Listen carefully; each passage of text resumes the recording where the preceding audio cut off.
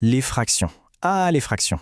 Un sujet qui peut sembler un peu compliqué au premier abord. Mais aujourd'hui, on va voir ensemble que multiplier et diviser des fractions, eh bien ce n'est pas si sorcier. En fait, c'est même plutôt logique.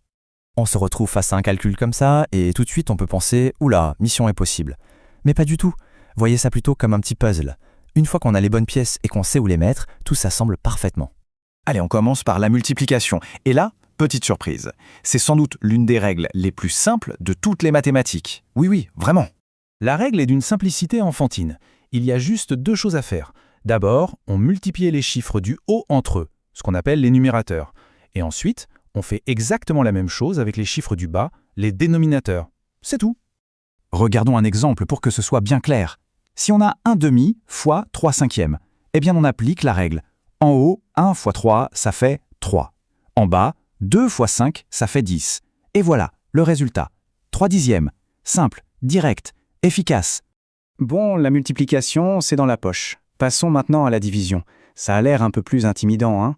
Mais en réalité, il y a une astuce. Une sorte de technique secrète qui transforme tout le problème. Mettons les deux opérations côte à côte. D'un côté, une multiplication, de l'autre, une division. Les fractions sont les mêmes, 2 cinquièmes et 1 tiers. L'unique différence, c'est le signe au milieu. Et c'est justement ce signe qui va tout changer. Et voici la fameuse astuce. Elle tient en 3 mots, une petite phrase à retenir. Garder, changer, inverser.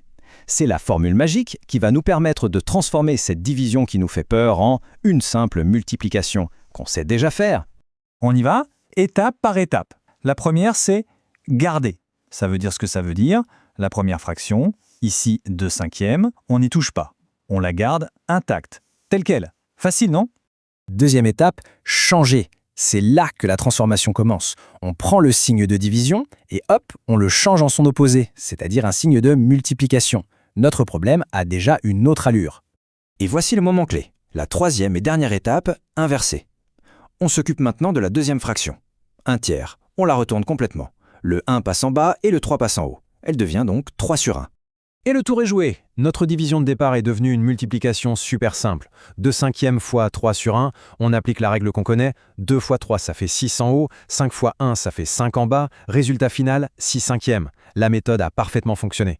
Ok, on a vu les deux méthodes. Maintenant, pour vraiment devenir un pro des fractions, il faut connaître les petits pièges, les erreurs classiques dans lesquelles on peut tomber. Voyons comment les éviter. Alors, attention. Erreur numéro 1. Quand on divise, on inverse toujours la deuxième fraction, jamais au grand jamais la première. Erreur numéro 2. Chercher un dénominateur commun. Ça, c'est une règle pour l'addition et la soustraction, on l'oublie complètement ici. Et enfin, erreur numéro 3, ne jamais inverser pour une multiplication. La multiplication, on l'a vu, c'est direct, tout droit. Finalement, si on devait tout résumer, ça tiendrait en une phrase. Pour multiplier, on va tout droit, le haut avec le haut, le bas avec le bas. Et pour diviser, on retient la petite formule garder, changer, inverser. C'est aussi simple que ça. Et voilà, les multiplications et divisions de fractions n'ont plus de secret. On a vu que derrière une apparence un peu complexe se cachent des règles très simples. La question maintenant, c'est quel sera le prochain défi mathématique à explorer ?